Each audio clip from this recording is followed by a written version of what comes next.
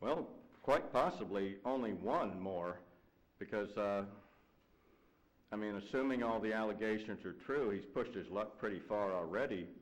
But my point was that this is not a case where forfeiture is justified as a last resort. You know, the case law says it's a last resort where all other measures have failed, and possibilities for maintaining the orderly process of this case, short of forfeiture, have not been exhausted in this case. As I noted, the trial actually occurred about 15 months after the case actually got going.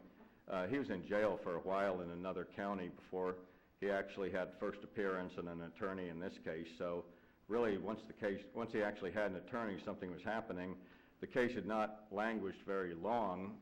It was, I think, 15 months, which for a capital felony is not that long. And in this case, the record reflects that the appellant was rather surprised that these allegations actually would have significant consequences for him. So that does raise the possibility that he would think twice about any further such misconduct. But we have an overlay of a criminal defendant who is going from pro se to being represented, who apparently wants to have continuances. Yes. And the trial court apparently made a conclusion that perhaps threatening a lawyer combined with what might be, the trial court might view as gaming the system, we need to put an end to this, and we're going to trial. Is that a fair characterization of what may have been going on in the trial court's head? I believe so, because I think that's the way the trial court looked at it, is that the defendant is playing games to get the continuance that was just denied him. But I would note that the law is developed in other jurisdictions on forfeiture of counsel. It does seem to call for trial courts giving defendants perhaps more indulgence or forbearance than they really deserve. You know, when we protect the rights of defendants, it's not necessarily what the defendants deserve. So even defendants rather undeserving of further forbearance, it seems the consensus seems to be that the trial court needs to give them arguably more forbearance than they deserve before this approaching this sanction of last resort. Well, how many times had this gentleman gotten rid of Taylor? Taylor was Turner's court-appointed counsel, correct? Correct. Regional conflict counsel. Okay, how many times did that happen? Was on again, off again? Every time he would go to take a dep, well, I can't do that myself. All right, I'll put Taylor back in. He had Taylor on standby. They went through how many hoops of this? Multiple? At most two. The second one being, at the time of trial, he went pro se and then decided he wanted counsel. I think he may have done that once before with RCC. He did it one time with the public defender. He went pro se, then asked for RCC, got RCC. As I stand here, I can't recall whether he was at some point pro se again before the trial, but I would note that it didn't seem that his instances of self-representation really disrupted or delayed. My point was, the forfeiture was not the course of first resort, it was a course of some other resort, several down the road. So whether it was the last resort or not, I don't know, but that's an exercise of discretion that the trial court, who sees what's going on, gets a sense for what is really happening here. I mean, the timing is suspicious, so the judge in that position has great discretion, and we have to second guess that discretion, which is the highest threshold for you to overcome. So I'm just wondering what your best argument is that this judge abused his discretion by saying, that's it, we're done, we're moving with the trial, you represent yourself. Well, I don't think it's strictly abuse of discretion. I mean, I believe that... Well, you think the legal reason is there should be another warning shot? Because he had already been told, hey, you're going to represent yourself. Well, there's a presumption under the case law that you represent yourself when you want to fire your lawyer, correct? Well, give me that. No, I think There is a that presumption. wanting to fire his lawyer might mean asking for another lawyer. Well, maybe it's, well, if there is a presumption, it requires further inquiry. And I would just, it seems that the going back and forth on pro se, I think was separate really from the misconduct of threatening his attorney, because going back and forth on pro Well, he se. couldn't get rid of Taylor. Isn't it suspicious that all of a sudden there's a threat to Taylor's family? He says, hey, I'm out of here. You're threatening my family now. I mean, isn't that a bit suspicious? So he got his way, he got rid of Taylor. He just didn't get his ultimate way. I get to pick my lawyer, and there's no right to pick your own lawyer. He didn't want Office of Regional Counsel. He didn't want the public defender. I assume he wanted F. Lee Bailey or someone of that caliber. So- Well, even where, well, sure, there's a high suspicion that he's playing games to get a continuance and No, change you're lawyers. pretty honest about that. I appreciate that. Sure. Suppose defendant punches out his counsel in the courtroom. That probably would be a basis for that counsel to bail out, correct? Oh, yes. Okay, is there a distinction between that situation and a verbal threat to counsel's family, and how does that impact? I think there's some distinction. I mean, actual violence towards counsel, I think, is a degree worse than threatening conduct, although I think the case law is clear that conduct short of violence, well, in a number of cases, is supported forfeiture. It's a stronger case for forfeiture, but even the appellate court, the King case out of California, and I think they were citing other case law that had talked about even where there's a risk of harm to counsel, the court could take measures like having the defendant in restraints when he's talking to counsel, or having non-contact meetings with non-contact conferences with counsel. The case law, as I said, the case law seems to require more forbearance than the defendant really deserves. It's protecting this higher principle of the Sixth Amendment, rather. And I just want to note standard of review. I believe while standard of review is, of course, very deferential to any factual findings, on legal conclusions I would submit it's de novo. So taking the facts in the light most favorable to the ruling, it's still a de novo standard on whether those facts justify forfeiture. And I note it's a common theme in the other case law that typically, and this is not mandatory that this be, but typically a defendant has a history of chasing off attorneys by being just impossible to deal with. And here we had someone discharging his attorneys because he discharged the public defender's office, he discharged Mr. Taylor and then wanted him back. He doesn't have this history of causing attorneys to withdraw because of his misconduct. And I just submit that So it's on that basis that you're arguing it was isolated, and that what we really should just be looking at is the threat that he made to his lawyer in isolation? I wouldn't say in isolation, but I just think as part of the picture, the record doesn't establish that a finding of forfeiture of counsel is necessary as an act of self-defense by the court. I mean, I would characterize it, it's really self-defense by the court against the acts of a defendant who apparently is going to continue to frustrate and delay the proceedings. And even where you have very bad extreme conduct, which I think the conduct in this case rises to that level, it's still, because it's not a punitive sanction punishing the defendant because it's what he deserves, it's self-defense by the court system. Even the worst behavior doesn't on its face establish that forfeiture is called for, because it doesn't establish that it is necessary as a last resort in self-defense of the integrity of the proceedings.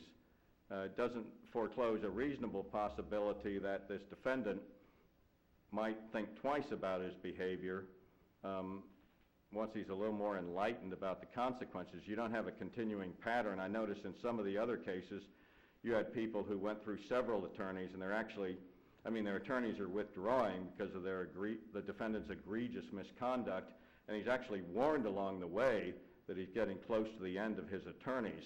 So warning is not required in forfeiture. The case law is clear on that, but I think some notice to the defendant of the consequences of his conduct and then just pressing ahead, that's relevant to an analysis whether it's necessary, forfeiture is necessary to prevent further disruption and delay, and I submit that hasn't been shown in this case.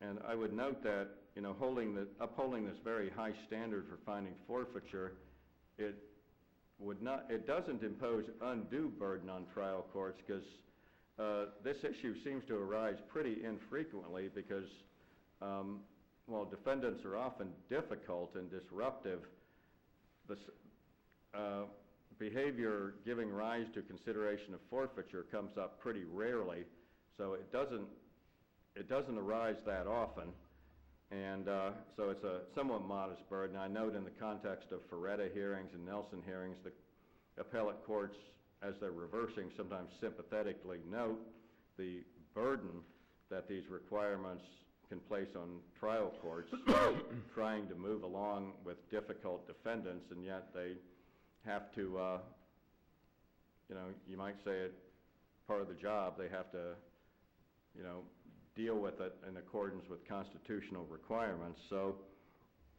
this is just, and as I noted in the initial brief, I didn't see any indication that the defendant's conduct had caused any earlier continuances or delays, and in the short run, reversal in this case has an undesirable consequence of rewarding a defendant's misconduct.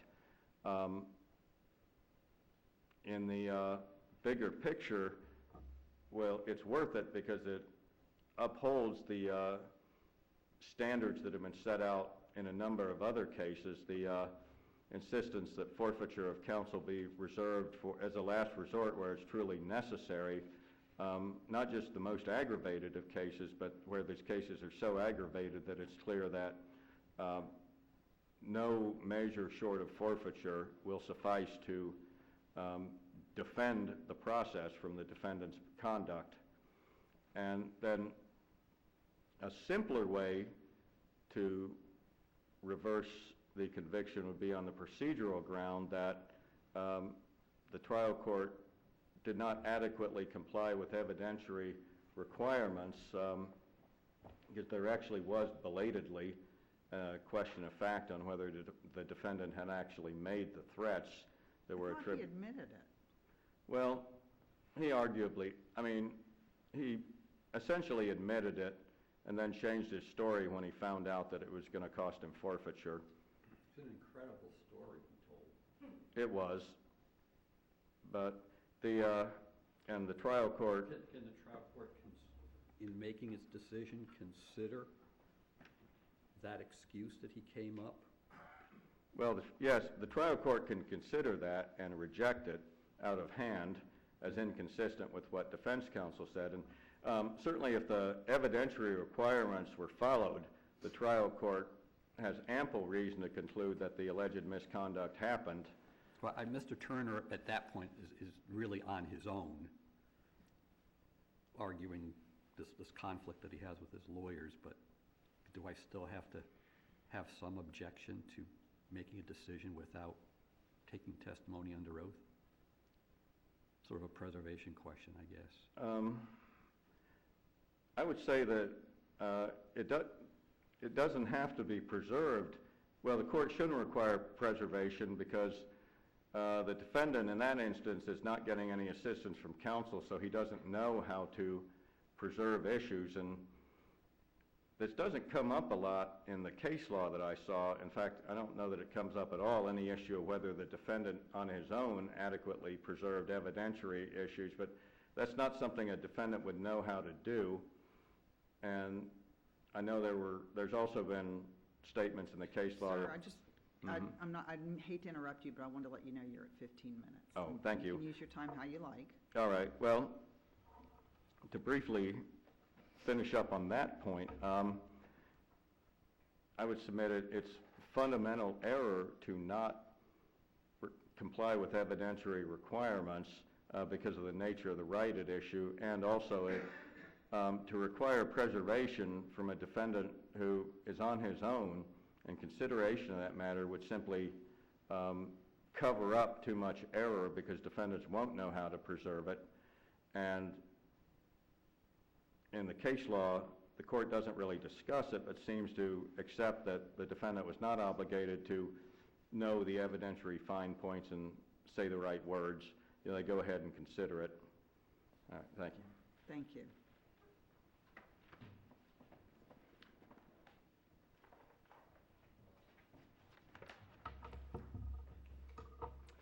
May it please the court, my name is Jonathan Tannen, representing the state of Florida, and the state requests that the conviction be affirmed. Your Honors, the trial court in this case did correctly hold that the defendant forfeited his right to counsel when he threatened his attorney immediately before trial.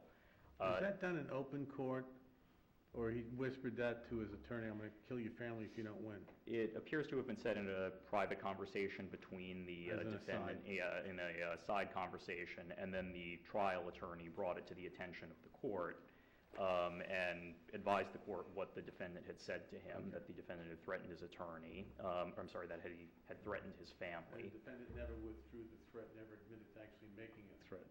I think the defendant did admit to making the threat. The court asked him if he made the threat, and his response was, I said what I said, and I said the truth. Said the truth? He said the truth. Those were his specific words. Okay. So the trial court interpreted that as an admission, and I think viewing the record, it can't really be interpreted as anything else. Can I characterize it as the lawyer really doesn't believe this, but this is a difficult client, and what a great opportunity to get rid of this case? I don't think that's what occurred, Your Honor. The lawyer said that he didn't know for certain whether the defendant was being serious, but he had to assume he was, and he did take it as a serious threat. And the trial court said that one of the reasons it granted the motion for leave to withdraw is because it perceived that the lawyer was genuinely scared as a result of the threat. And the lawyer confirmed that based on the threat, he didn't feel that he could continue representing the defendant out of concern that if he lost the trial, as the defendant had threatened, that the defendant would do something, would in fact retaliate. And is that sufficient to project that forward? As to subsequent counsel? I believe so, Your Honor, yes. It was a specific threat, involving something he would do after trial if he lost the trial. I think any attorney, even if a new attorney had been appointed, would have to be advised of that threat before they took it. It's almost like the trial judge here said, whether he makes this threat to a replacement counsel or not, the threat's been made, and the threat itself would bother these other lawyers. They don't want to know about this and still be representing this person. I mean, whether he reiterated the threat, which I think the trial court said he would, but I'm not sure that that's imperative to a finding that forfeiture was justified. Well, it wasn't just the threat itself, Your Honor. It was also the pattern of behavior that had preceded the threat. It's coupled with other things. Exactly. But there's no case law that requires an evidentiary hearing on forfeiture, is that correct? No, there's no case law that So requires the judge can that. kind of do it sua sponte, that's it, I've heard enough, I'm satisfied, he's never going to let this trial go forward. Correct, and a lot of the case law does seem to involve that kind of pattern, where the trial judge is familiar with the defendant, there's been a pattern of disruptive behavior, and finally something happens, and the trial judge decides, based on the history of this case. But those cases when you talk about disruptive in terms of doing something in the courtroom that destructs the process. I mean, what we have here is a defendant who can't figure out whether he wants to have a lawyer or go pro se, and I'm not quite sure that's the same situation to provide the connection between that and this threat. Well, there are a fairly wide variety of circumstances that result in forfeiture of counsel. Some of them involve, disruption in the courtroom. The defendant stands up and punches his attorney. Others involve the defendant's, behavior that occurs out of court, where the defendant is being, verbally abusive or disruptive to a series of attorneys, and a series of attorneys withdraw, and finally the trial court says, okay, you're not going to be allowed to represent yourself. This case seems to involve a different situation where you have a string of behavior where the defendant is indicating that he's not going to cooperate with any attorney. And finally, and of course the defendant had tried to obtain continuances several times in the weeks leading up to trial, and finally the defendant, makes this threat, apparently in order to get his attorney removed from the case and to prevent the trial from going forward. And I think that was one of the reasons why the court decided that, there really wasn't any, it really didn't have the option to try to appoint another attorney, because the defendant is clearly trying to prevent the trial from going forward. And if the court appoints another attorney, the defendant is just going to make the same threats. Well, the other problem is, had that happened, the case would have had to been continued, because the next attorney was nowhere near as prepared as Taylor was. Yeah, that's correct, Your Honor. And I think another issue that factored into the trial court's decision, and it certainly factored into its decision to deny the continuance the week before trial and the day of trial, was the fact that this case had been pending for a very significant period of time. I know it's the appellant's position that it wasn't his fault, that his behavior didn't really result in any substantial delay, but the fact of the matter is that this was a child sexual assault case involving 3 very young victims. They were 5, 7, and 9 years old at the time of the charged offenses, and when the trial was finally occurring, it was now almost 3 years later. And one of the issues that came up at the continuance hearing was that, these girls were going to be testifying at trial, and the family really wanted this, this to be over with so that they could move on. Now, he represented himself at trial. Correct, yes. So this is not a harmless error type of situation. This is, if we agree with the appellant, this is a structural error. That would be correct, Your Okay. Honor, if the court were to find that there was a violation of the Sixth Amendment. But, of course, courts have, I think, very consistently held throughout the country and in Florida that forfeiture of counsel is permissible when the defendant either engages in violent or abusive behavior toward counsel, or when the defendant is appearing to manipulate the right to counsel in order to delay and frustrate the proceedings. And we really have both of those circumstances here. As far as counsel's argument with respect to not following evidentiary requirements, again, there does not appear to be any evidentiary issue here, Your Honor. The trial court asked the defendant whether he made the threat, and he did admit to making the threat. So this isn't a case where there was really any factual dispute as to what had occurred.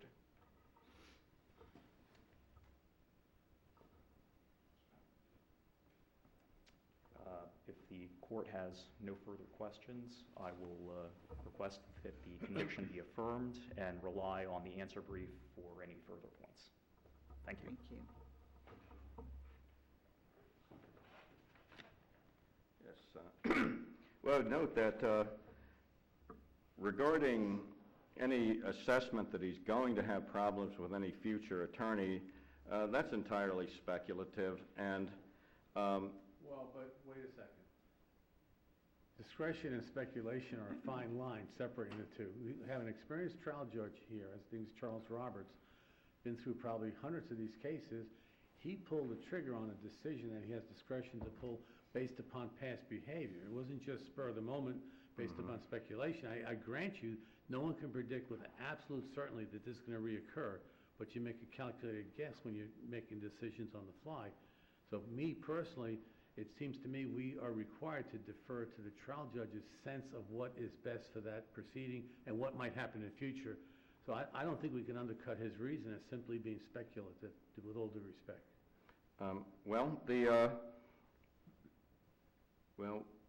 Past behavior is certainly a reliable prediction of future behavior, and in this case, you don't have any kind of pattern of past behavior where a defendant is, through misconduct, causing attorneys to withdraw from the case, and he's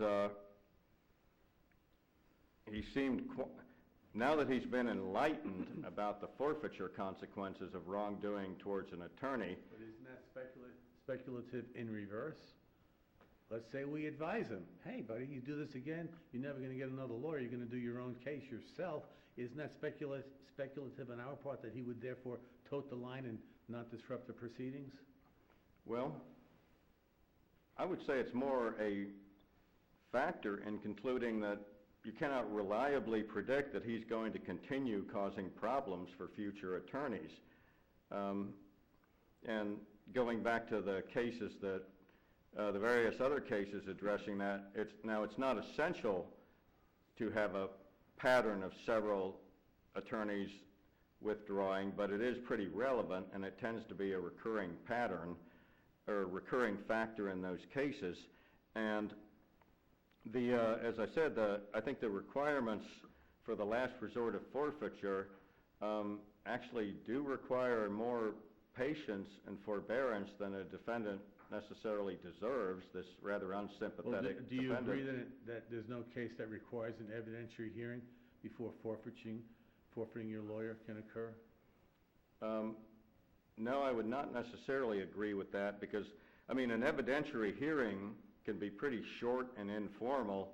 It can consist of... What case are you citing that requires an evidentiary hearing? Let me write that down. There was, well, the Means case from the from the Massachusetts Supreme Court. It required generally evidentiary development. Got any Florida case law? I believe it was the Bowden case that reversed a violation of probation, and it wasn't just evidence in those cases. I think there were threatening letters that nobody but the trial court made reference to, but there's a requirement of some evidentiary basis, and an evidentiary hearing can be as simple as the trial court just spontaneously asking the attorney and the defendant under oath what happened.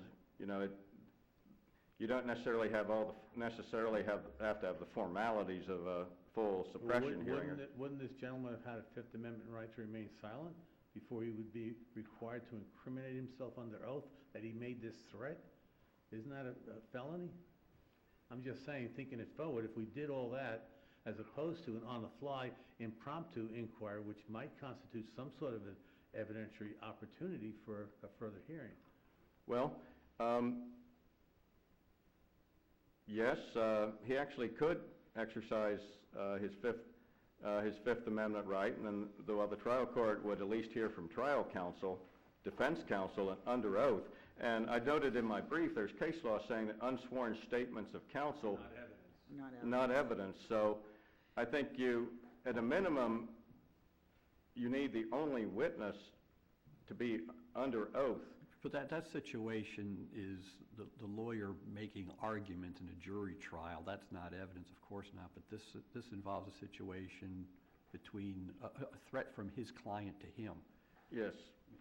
That's qualitatively different in my mind. Well, the prohibition on taking unsworn attorney statements as establishing facts, it applies outside of jury trials. I noted in my brief it applies to, I think this seems to come up a lot in hearings where attorneys argue, and then, this court says, well, the trial court couldn't take attorney argument as establishing facts asserted by the attorney.